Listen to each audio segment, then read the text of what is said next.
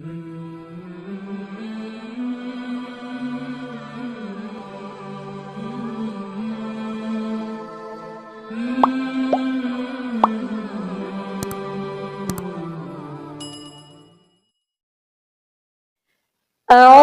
بالله من الشيطان الرجيم. بسم الله الرحمن الرحيم. إذا وقعت الواقعة ليس لوقعتها كاذبة خافضة رافعة. إذا رجت الأرض رجا وبست الجبال بسا فكانت هباء منبثا وكنتم أزواجا ثلاثة فأصحاب الميمنة ما أصحاب الميمنة وأصحاب المشأمة ما أصحاب المشأمة والسابقون السابقون أولئك المقربون في جنات النعيم. ثلة من الأولين وقليل من الآخرين على سرر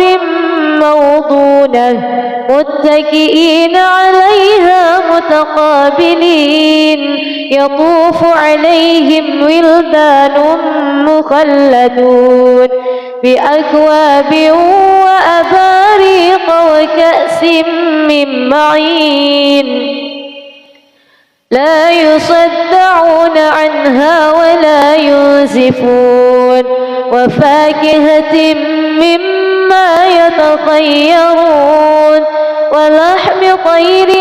مما يشتهون وحور عين كأمثال اللؤلؤ المكنون جزاء بما كانوا يعملون. لا يسمعون فيها لغوا ولا تأثيما إلا قيلا سلاما. وأصحاب اليمين ما أصحاب اليمين في سدر مخضود وطلح ممدود وظل ممدود وماء مسكوب وفاكهة كثيرة لا مقطوعة ولا ممنوعة وفرش مرفوعة. إنا أنشأناهن إنشاء فجعلناهن أبكارا عربا أترابا لأصحاب اليمين. ثلة من الأولين وثلة من الآخرين. وأصحاب الشمال ما أصحاب الشمال في سموم وحميم وظل من يحموم لا بارد ولا كريم. إنهم كانوا قبل ذلك مترفين وكانوا يصرون على الحنث العظيم وكانوا يقولون أإذا متنا وكنا ترابا وعظاما أإنا لمبعوثون أو آباؤنا الأولون. قل إن الأولين والآخرين لمجموعون إلى ميقات يوم معلوم. ثم إنكم أيها الضالون المكذبون لآكلون من شجر من زقوم فمالئون منها البطون فشاربون عليه من الحميم فشاربون شرب الهيم هذا نزلهم يوم الدين نحن خلقناكم فلولا تصدقون أفرأيتم ما تمنون أأنتم تخلقونه أم نحن الخالقون نحن قدرنا بينكم الموت وما نحن بمسبوقين على أن نبدل أمثالكم وننشئكم فيما لا تعلمون ولقد علمتم النشأة الأولى فلولا تذكرون أفرأيتم ما تحرثون أأنتم تزرعونه أم نحن الزارعون لو نشاء لجعلناه حطاما فظلتم تفكهون إنا لمغرمون بل نحن محرومون أفرأيتم الماء الذي تشربون أأنتم أنزلتموه من المزن أم نحن المنزلون لو نشاء جعلناه أجاجا فلولا تشكرون أفرأيتم النار التي تورون أأنتم أنشأتم شجرتها أم نحن المنشئون نحن جعلناها تذكرة ومتاعا للمقوين فسبح باسم ربك العظيم فلا أقسم بمواقع النجوم وإنه لقسم لو تعلمون عظيم إنه لقرآن كريم في كتاب مكنون لا يمسه إلا المطهرون تنزيل من رب العالمين أفبهذا الحديث أنتم مدهنون وتجعلون رزقكم أنكم تكذبون فلولا إذا بلغت الحلقوم وأنتم حينئذ تنظرون ونحن أقرب إليه منكم ولكن لا تبصرون فلولا إن كنتم غير مدينين ترجعونها إن كنتم صادقين فأما إن كان من المقربين فروح وريحان وجنة نعيم وأما إن كان من أصحاب اليمين فسلام لك من أصحاب اليمين وأما إن كان من المكذبين الضالين فنزل من حميم وتصلية جحيم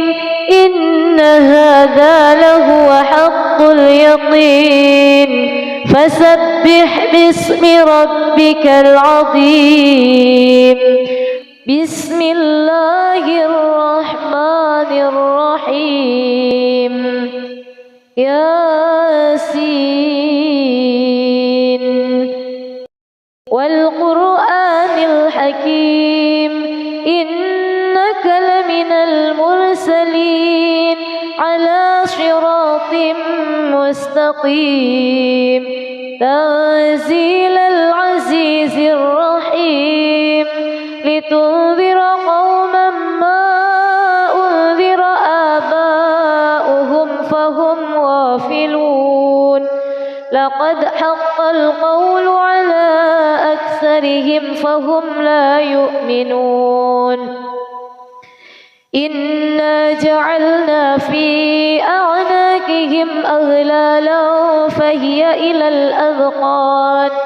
إلى الأذقان فهم مقمحون وجعلنا من بين أيديهم سدا ومن خلفهم سدا فأغشيناهم فهم لا يبصرون وسواء عليهم أأنذرتهم أم لم تنذرهم لا يؤمنون إنما تنذر من اتبع الذكر وخشي الرحمن بالغيب فبشره بمغفرة وأجر كريم إنا نحن نحيي الموتى ونكتب ما قدموا وآثارهم وكل شيء أحصيناه في إمام مبين واضرب لهم مثلا أصحاب القرية إذ جاءها المرسلون إذ أرسلنا إليهم اثنين فكذبوهما فعززنا بثالث فقالوا إنا إليكم مرسلون قالوا ما أنتم إلا بشر مثلنا وما أنزل الرحمن من شيء إن أنتم إلا تكذبون قالوا ربنا يعلم إنا إليكم لمرسلون وما علينا إلا البلاغ المبين قالوا إنا تطيرنا بكم لئن لم تنتهوا لنرجمنكم وليمسنكم منا عذاب أليم قالوا طائركم معكم أئن ذكرتم بل أنتم قوم مسرفون وجاء من أقصى المدينة رجل يسعى قال يا قوم اتبعوا المرسلين اتبعوا من لا يسألكم أجرا وهم مهتدون وما لي لا أعبد الذي فطرني وإليه ترجعون أأتخذ من دونه آلهة إن يردني الرحمن بضر لا تغن عني شفاعتهم شيئا ولا ينقذون إني إذا لفي ضلال مبين إني آمنت بربكم فاسمعون قيل ادخل الجنة قال يا ليت قومي يعلمون بما غفر لي ربي وجعلني من المكرمين وما أنزلنا على قومه من بعده من جند من السماء وما كنا منزلين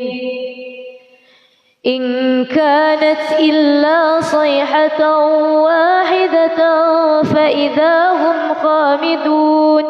يا حسرة على العباد ما يأتيهم من رسول إلا كانوا به يستهزئون ألم يروا كم أهلكنا قبلهم من القرون أنهم إليهم لا يرجعون وإن كل لما جميع لدينا محضرون وآية لهم الأرض الميتة أحييناها وأخرجنا منها حبا فمنه يأكلون وجعلنا فيها جنات من نخيل وأعناب وفجرنا فيها من العيون ليأكلوا من ثمره وما عملته أيديهم أفلا يشكرون سبحان الذي خلق الأزواج كلها مما تنبت الأرض ومن أنفسهم ومما لا يعلمون وآية لهم الليل نسلخ منه النهار فإذا هم مظلمون والشمس تجري لمستقر لها ذلك تقدير العزيز العليم والقمر قدرناه منازل حتى عاد كالعرجون القديم لا الشمس ينبغي لها أن تدرك القمر ولا الليل سابق النهار وكل في فلك يسبحون وآية لهم أنا حملنا ذريتهم في الفلك المشحون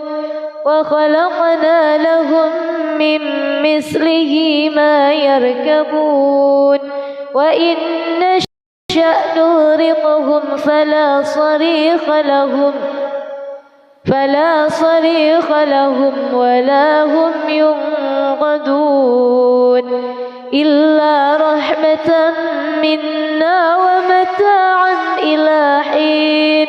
وإذا قيل لهم اتقوا ما بين أيديكم وما خلفكم لعلكم ترحمون وما تأتيهم من آية من آيات ربهم إلا كانوا عنها معرضين وإذا قيل لهم أنفقوا مما رزقكم الله قال الذين كفروا للذين آمنوا أنطعم من لو يشاء الله أطعمه إن أنتم إلا في ضلال مبين ويقولون متى هذا الوعد إن كنتم صادقين ما ينظرون إلا صيحة واحدة تأخذهم وهم يخصمون فلا يستطيعون توصية ولا إلى أهلهم يرجعون ونفخ في الصور فإذا هم من الأجداث إلى ربهم ينسلون قالوا يا ويلنا من بعثنا من مرقدنا هذا ما وعد الرحمن وصدق المرسلون إن كانت إلا صيحة واحدة فإذا هم جميع لدينا محضرون فاليوم لا تظلم نفس شيئا ولا تجزون إلا ما كنتم تعملون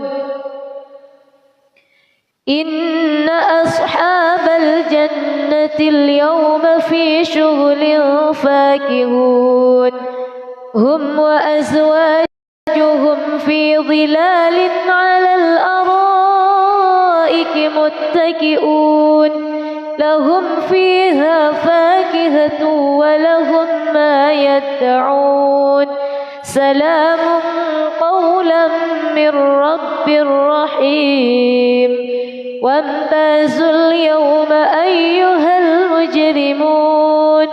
ألم أعهد إليكم يا بني آدم ألا تعبدوا الشيطان إنه لكم عدو مبين وأن اعبدوني هذا صراط مستقيم ولقد أضل منكم جبلا كثيرا أفلم تكونوا تعقلون هذه جهنم التي كنتم توعدون اصلوها اليوم بما كنتم تكفرون اليوم نختم على أفواههم وتكلمنا أيديهم وتشهد أرجلهم بما كانوا يكسبون ولو نشاء لطمسنا على أعينهم فاستبقوا الصراط فأنى يبصرون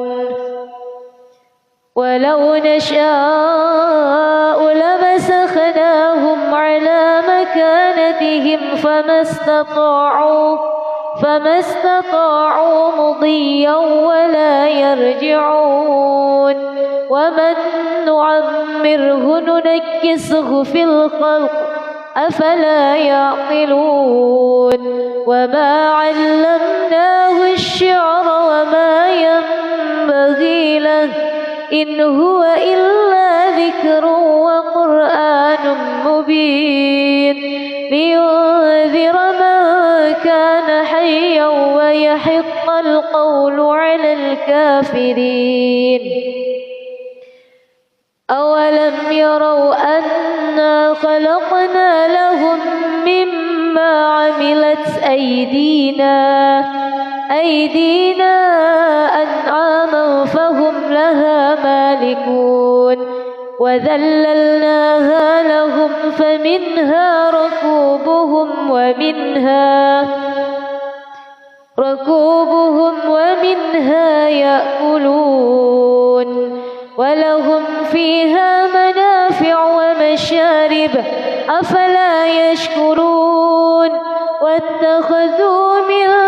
دون الله آلهة لعلهم ينصرون لا يستطيعون نصرهم وهم لهم جند محضرون فلا يحزنك قولهم إنا نعلم ما يسرون وما يعلنون أولم ير الإنسان أنا خلقناه من نطفة فإذا هو خصيم مبين وضرب لنا مثلا ونسي خلقه قال من يحيي العظام وهي رميم قل يحييها الذي أنشأها أول مرة وهو عليم الذي جعل لكم من الشجر الأخضر نارا فإذا أنتم منه توقدون أوليس الذي خلق السماوات والأرض بقادر على أن يخلق مثلهم بلى وهو الخلاق العليم إنما أمره إذا أراد شيئا أن يقول له كن فيكون فسبحان الذي بيده ملكوت كل شيء وإليه ترجعون بسم الله الرحمن الرحيم ألف لام را كتاب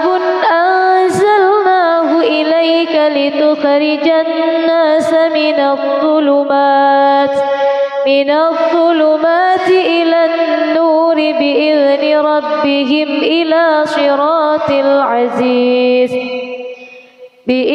ربهم إلى صراط العزيز الحميد الله الذي له ما في السماوات وما في الأرض وويل للكافرين من عذاب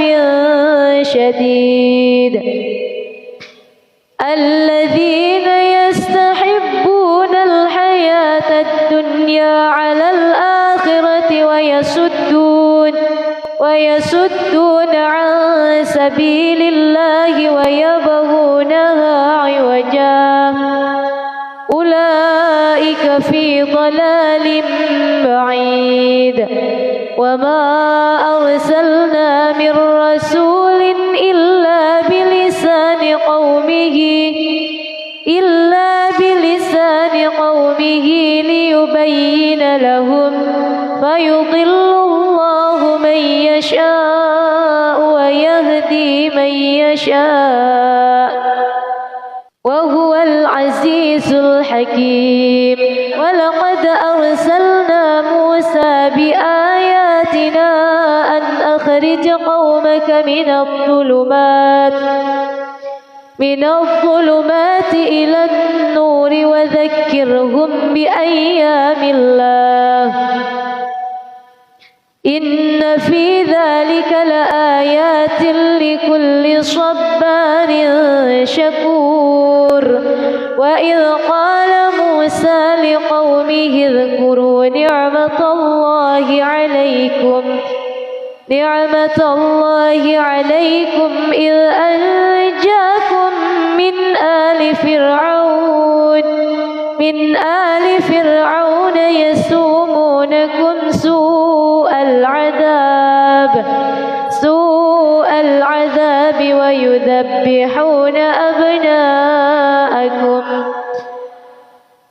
ويذبحون أبناءكم ويستحيون نساءكم وفي ذلكم بلاء من ربكم عظيم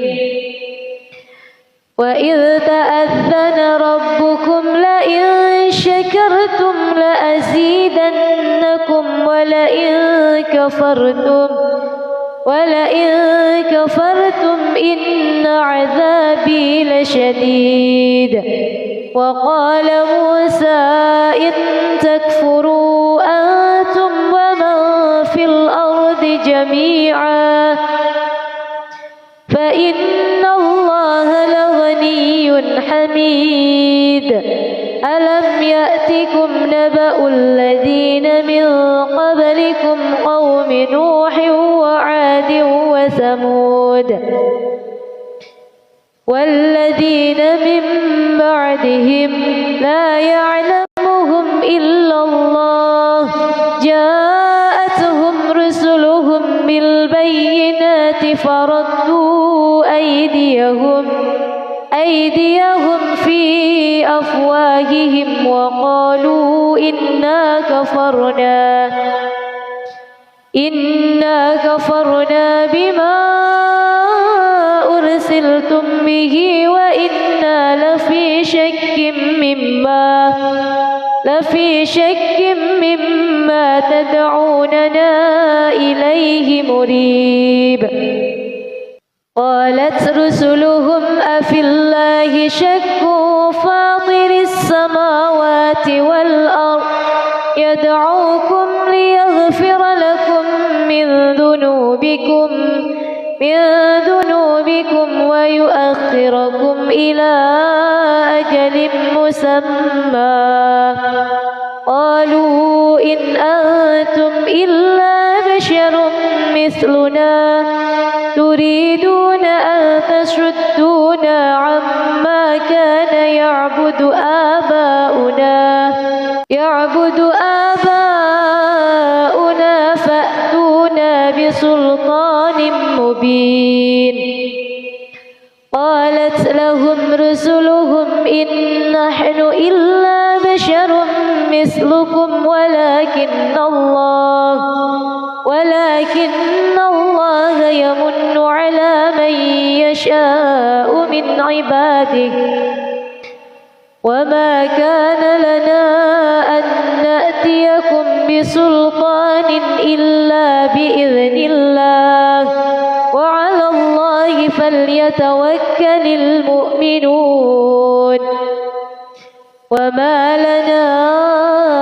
ألا نتوكل على الله وقد هدانا سبلنا ولنصبرن على ما آذيتمونا وعلى الله فليتوكل المتوكلون. وقال الذين كفروا لرسلهم لنخرجنكم من أرضنا أو لتعودن في ملتنا. فأوحى إليهم ربهم لنهلكن الظالمين ولنسكننكم الأرض من بعدهم ذلك لمن خاف مقامي وخاف وعيد. واستفتحوا وخاب كل جبار عنيد. من ورائه جهنم ويسقى من ماء صديد يتجرعه ولا يكاد يسيغه ويأتيه الموت من كل مكان وما هو بميت ومن ورائه عذاب غليظ. مثل الذين كفروا بربهم أعمالهم كرماد اشتدت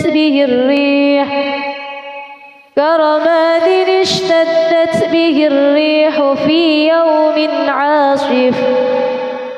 لا يقدرون مما كسبوا على شيء ذلك هو الضلال البعيد.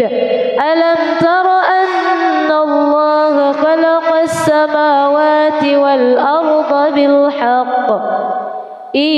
يشأ يذهبكم ويأتي بخلق جديد وما ذلك على الله بعزيز. وبرزوا لله جميعا فقال الضعفاء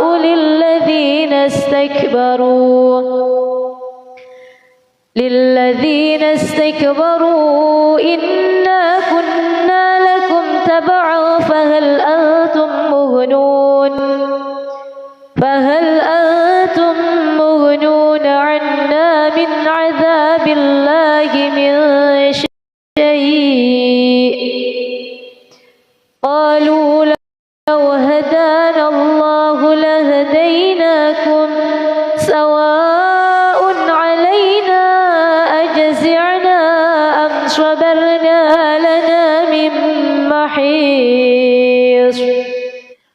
وقال الشيطان لما قضي الأمر إن الله وعدكم وعد الحق ووعدتكم فأخلفتكم وما كان لي عليكم من سلطان إلا أن دعوتكم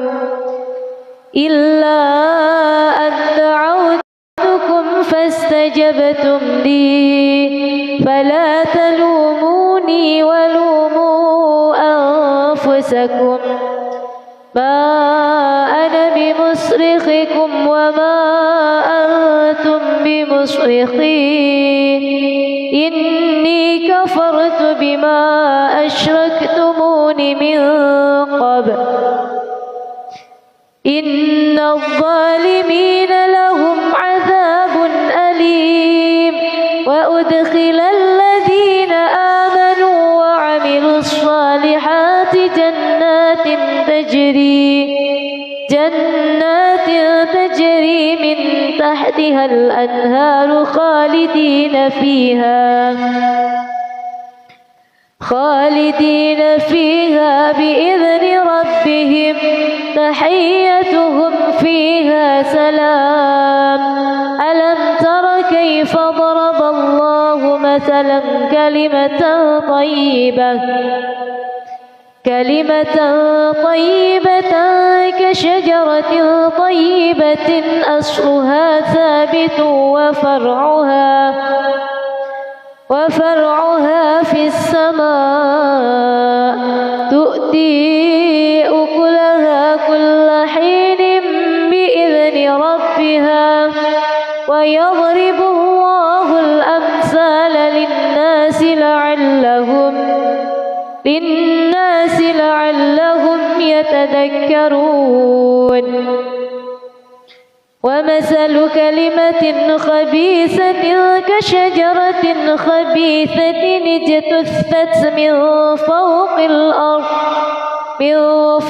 الأرض ما لها من قرار يثبت الله الذين آمنوا بالقول الثابت في الحياة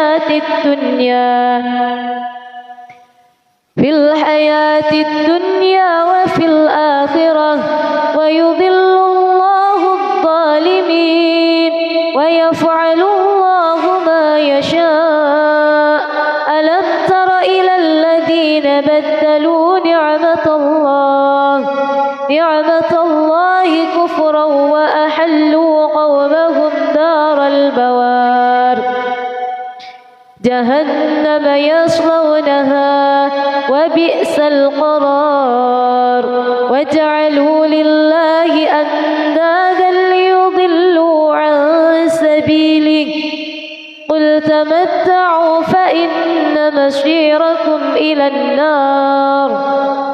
قل لعبادي الذين آمنوا يقيموا الصلاة وينفقوا مما رزقناهم سرا وعلانية من قبل أن يأتي يوم لا بيع فيه ولا خلال الله الذي خلق السماوات والأرض وأنزل من السماء ماء فأخرج به من الثمرات رزقا لكم وسخر لكم الفلك لتجري في البحر بأمره وسخر لكم الأنهار وسخر لكم الشمس والقمر دائبين وسخر لكم الليل والنهار وآتاكم من كل ما سألتموه وإن تعدوا نعمة الله لا تحصوها إن الإنسان لظلوم كفار وإذ قال إبراهيم اجعل هذا البلد آمنا واجنبني وبني أن نعبد الأصنام رب إنهن أضللن كثيرا من الناس فمن تبعني فإنه مني ومن عصاني فإنك غفور رحيم ربنا إني أسكنت من ذريتي بواد غير ذي زرع عند بيتك المحرم ربنا ليقيموا الصلاة فاجعل أفئدة من الناس تهوي إليهم ارزقهم من الثمرات لعلهم يشكرون ربنا إنك تعلم ما نخفي وما نعلن وما يخفى على الله من شيء في الأرض ولا في السماء الحمد لله الذي وهب لي على الكبر إسماعيل وإسحاق إن ربي لسميع الدعاء رب اجعلني مقيم الصلاة ومن ذريتي ربنا وتقبل دعاء ربنا اغفر لي ولوالدي وللمؤمنين يوم يقوم الحساب ولا تحسبن الله غافلا عما يعمل الظالمون إنما يؤخرهم ليوم تشخص فيه الأبصار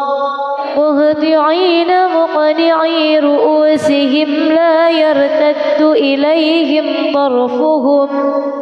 وأفئدتهم هواء وأنذر الناس يوم يأتيهم العذاب فيقول الذين ظلموا ربنا أخرنا إلى أجل قريب نجب دعوتك ونتبع الرسل أولم تكونوا أقسمتم من قبل ما لكم من زوال وسكنتم في مساكن الذين ظلموا أنفسهم وتبين لكم كيف فعلنا بهم وضربنا لكم الأمثال وقد مكروا مكرهم وعند الله مكرهم وإن كان مكرهم لتزول منه الجبال فلا تحسبن الله مخلف وعده رسله إن الله عزيز ذو انتقام يوم تبدل الأرض غير الأرض والسماوات وبرزوا لله الواحد القهار وترى المجرمين يومئذ مقرنين في الأصفاد سرابيلهم من قطران وتغشى وجوههم النار ليجزي الله كل نفس ما كسبت إن الله سريع الحساب هذا بلاغ للناس ولينذروا به ولينذروا به وليعلموا أنما هو إله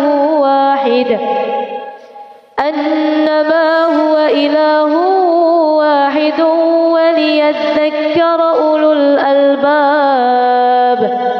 بسم الله الرحمن الرحيم. الرحمن علم القرآن خلق الإنسان علمه البيان. الشمس والقمر بحسبان والنجم والشجر يسجدان والسماء رفعها ووضع الميزان ألا تطغوا في الميزان وأقيموا الوزن بالقسط ولا تخسروا الميزان والأرض وضعها للأنام فيها فاكهة والنخل ذات الأكمام والحب ذو العصف والريحان. فبأي آلاء ربكما تكذبان؟ خلق الإنسان من صلصال كالفخار وخلق الجان من مارج من نار.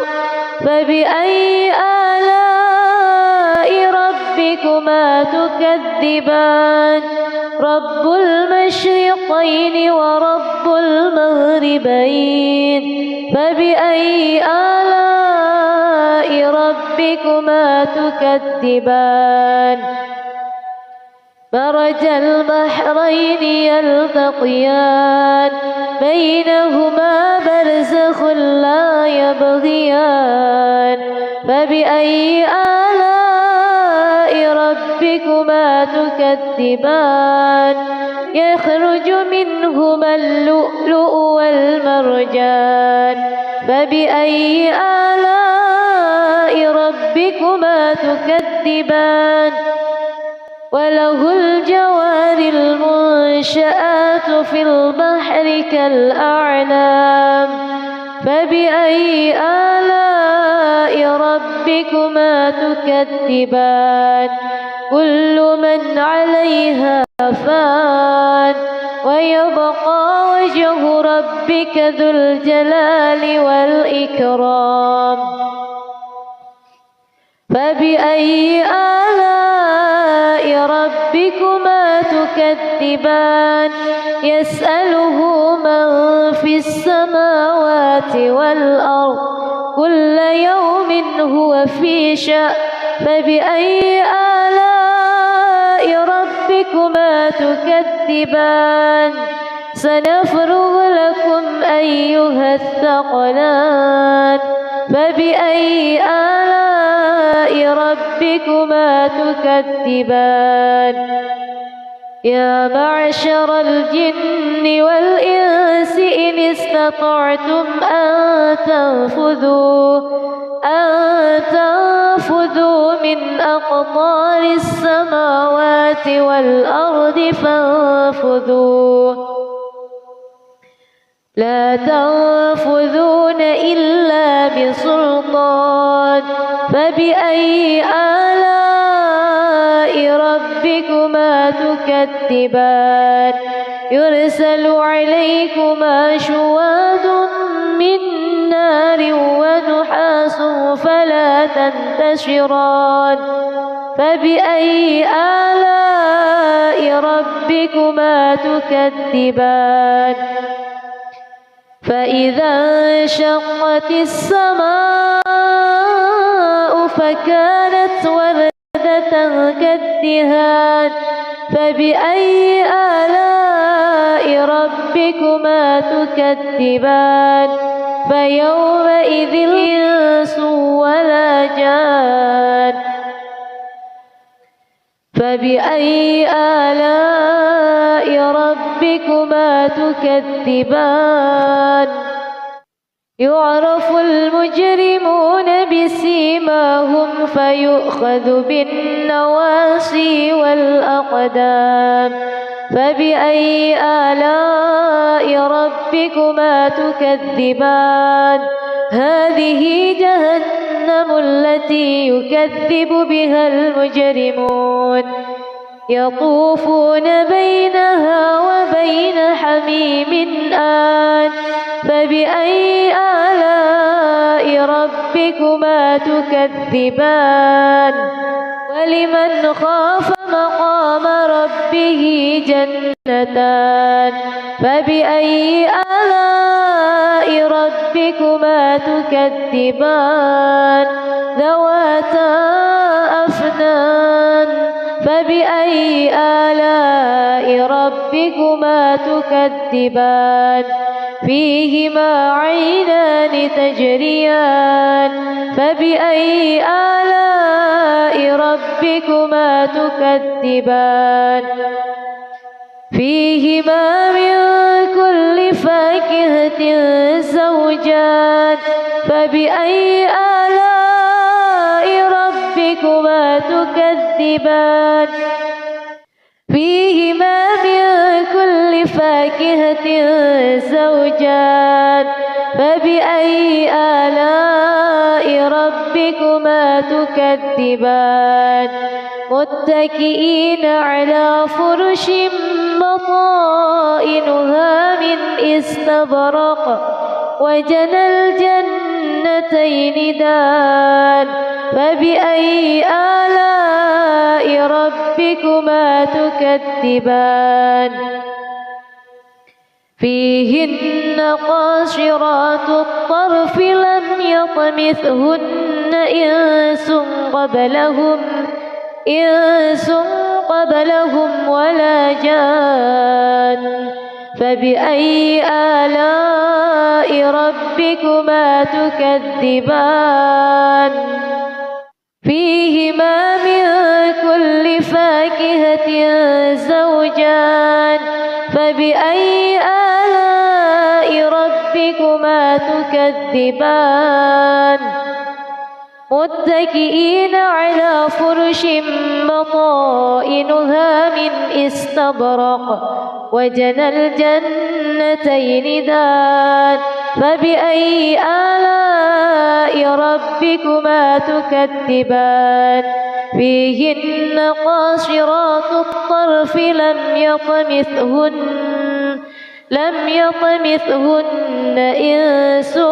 قبلهم ولا جان فبأي آلاء ربكما تكذبان كأنهن الياقوت والمرجان فبأي آلاء ربكما تكذبان هل جزاء الإحسان إلا الإحسان فبأي آلاء ربكما تكذبان ومن دونهما جنتان فبأي آلاء ربكما تكذبان مدهامتان فبأي آلاء ربكما تكذبان فيهما عينان نضاختان فبأي آلاء ربكما تكذبان فيهما فاكهة ونخل ورمان فبأي آلاء ربكما تكذبان فيهن خيرات حسان فبأي آلاء ربكما تكذبان حور مقصورات في الخيام فبأي آلاء ربكما تكذبان لم يطمثهن إنس قبلهم ولا جان فبأي آلاء ربكما تكذبان متكئين على رفرف خضر وعبقري حسان فبأي آلاء ربكما تكذبان تبارك اسم ربك ذي الجلال والإكرام بسم الله الرحمن الرحيم يا أيها النبي إذا طلقتم النساء فطلقوهن لعدتهن وأحصوا العدة واتقوا الله ربكم لا تخرجوهن من بيوتهن ولا يخرجن إلا أن يأتين بفاحشة مبينة وتلك حدود الله ومن يتعد حدود الله فقد ظلم نفسه لا تدري لعل الله يحدث بعد ذلك أمرا فإذا بلغن أجلهن فأمسكوهن بمعروف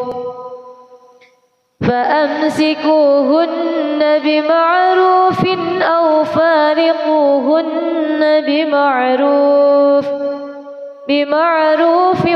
وأشهدوا ذوي عدل منكم وأقيموا الشهادة لله ذلكم يوعظ به من كان يؤمن بالله واليوم الآخر ومن يتق الله يجعل له مخرجا ويرزقه من حيث لا يحتسب ومن يتوكل على الله فهو حسبه إن الله بالغ أمره قد جعل الله لكل شيء قدرا واللائي يئسن من المحيض من نسائكم إن ارتبتم فعدتهن ثلاثة أشهر واللائي لم يحض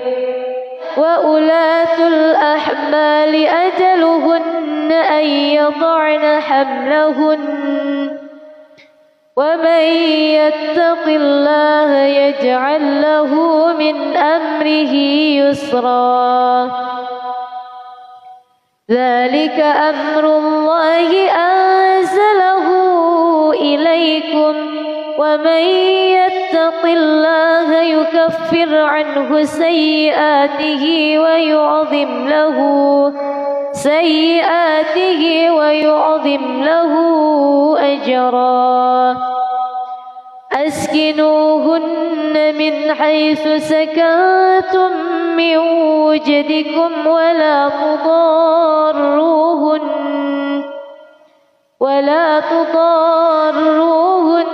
لتضيقوا عليهن وإن كن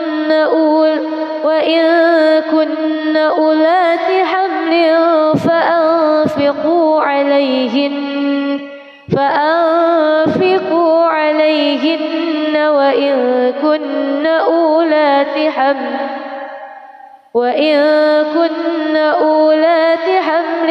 فأنفقوا عليهن وإن كن أولات حمل فأنفقوا عليهن حتى يضعن حملهن فإن أرضعن لكم فآتوهن أجورهن وأتمروا بينكم بمعروف وإن تعاسرتم فسترضع له أخرى لينفق ذو سعة من سعته ومن قدر عليه رزقه فلينفق مما آتاه الله لا يكلف الله نفسا إلا ما أتاها سيجعل الله بعد عسر يسرا وكأي من قرية عتت عن أمر ربها ورسله فحاسبناها حسابا شديدا وعذبناها عذابا نكرا فذاقت وبال أمرها وكان عاقبة أمرها خسرا أعد الله لهم عذابا شديدا فاتقوا الله يا أولي الألباب الذين آمنوا قد أنزل الله إليكم ذكرا رسولا يتلو عليكم آيات الله مبينات ليخرج الذين آمنوا وعملوا الصالحات من الظلمات إلى النور ومن يؤمن بالله ويعمل صالحا يدخله جنات تجري من تحتها الأنهار خالدين فيها أبدا قد أحسن الله له رزقا الله الذي خلق 7 سماوات ومن الأرض مثلهن يتنزل الأمر بينهن لتعلموا أن الله على كل شيء قدير وأن الله قد أحاط بكل شيء علما